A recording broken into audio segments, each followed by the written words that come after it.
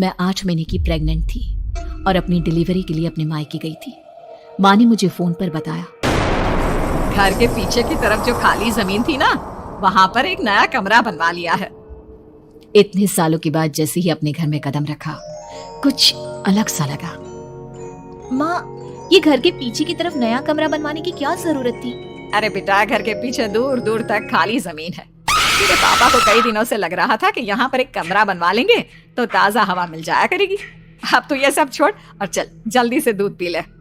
माँ, मैं थोड़ी देर में पी लूंगी, आप सो जाओ। मैंने दूध का गिलास उठाकर उस खिड़की में रख दिया। पता नहीं कब आंख लगी, अचानक से खिड़की के पल्लों के खड़कने की तेज आवाज आई। दूध का गिलास धड़ाम से जमीन पर आ गिरा। जमीन पर गिरते ही दूध का रंग लाल हो चुका था। मैंने खिड़की से झांक कर बाहर देखा। चारों तरफ धूप अंधेरा था। उस अंधेरे की तरफ से कुछ आवाजें आ रही थी, जैसे छोटे बच्चे आपस में खिलखिलाकर मस्ती कर रहे हो।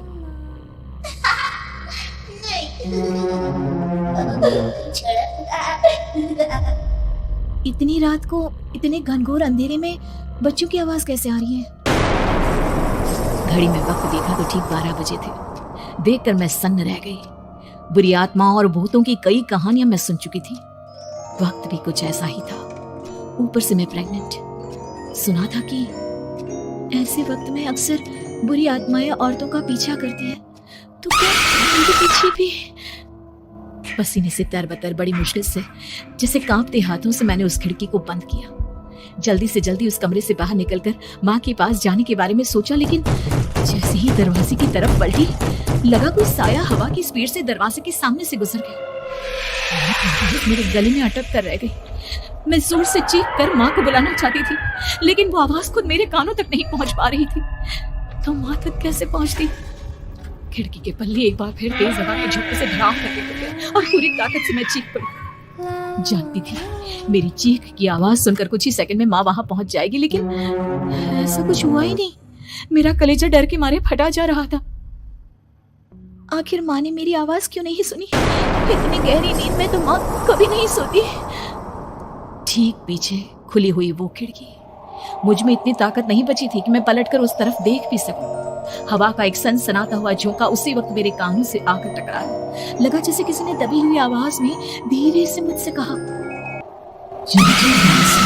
मैंने दोनों हाथ अपने कानों पर रख लिए और एक बार फिर ताकत लगाकर जोर से चीखने की कोशिश की।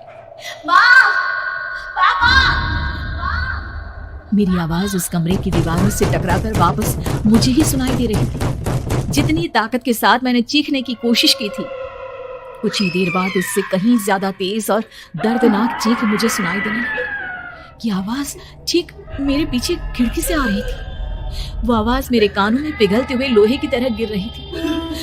उन आवाजों में हैवानियत थी। वो आवाजें किसी इंसान की नहीं है, इतना मैं समझ चुकी थी। कांप रहे हाथों से मैंने अंधेरे में कुछ ढूंढने की कोशिश की। तभी अचानक मेरा हाथ बेड पर रखी टॉर्च पर पड़ा। किसी तरह ताकत लगाकर टॉर्च का बटन ऑन किया, लेकिन ये क्या? सामने दरवाजे पर 3 छोटी लड़कियां खड़ी हुई थी। उनके हाथ में स्टील के चमचमाते हुए चाकू थे। मैं घबराकर लड़खड़ाई और पीछे की तरफ हटी, लेकिन तब तक वो मेरे पास आ चुकी थी। उनकी गर्दन टेढ़ी थी और उनके हाथों के वो चाकू मेरे पेट पर निशाना बनाने को तैयार। मैं जोर से चीखी, नहीं, छोड़ दो मेरे बच्चे को, मत मारो, मत मारो, छोड़ दो मेरे बच्चे को। सोनाली, क्या हुआ बेटा? तू इतनी डरी हुई क्यों है? पूछ बेटा, क्या हुआ? हड़बड़ाकर मैंने अपनी आंखें खोली। देखा तो दिन निकल आया था। माँ मुझे जगा रही थी। मेरा चेहरा पूरा पसीने से लथपथ था। क्या हुआ बेटा? तुमने कोई बुरा सपना देखा क्या? मैं अभी तक अपने पूरे होश में नहीं थी। वो मेरे बच्चे को मार देगी माँ। वो लड़की मेरे बच्चे को। मैंने घबराकर अपने पेट को छुआ। सब कुछ ठीक था। और वो दूध जो रात को यहाँ पर गिर गया था, उसका रंग लाल हो गया था। माँ ने हंसते हुए दूध का गिलास मुझे दिखाया।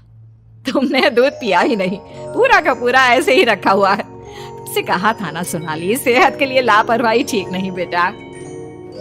लेकिन मैंने तो सब कुछ अपनी खुली आंखों से देखा था। ये सपना कैसे हो सकता है?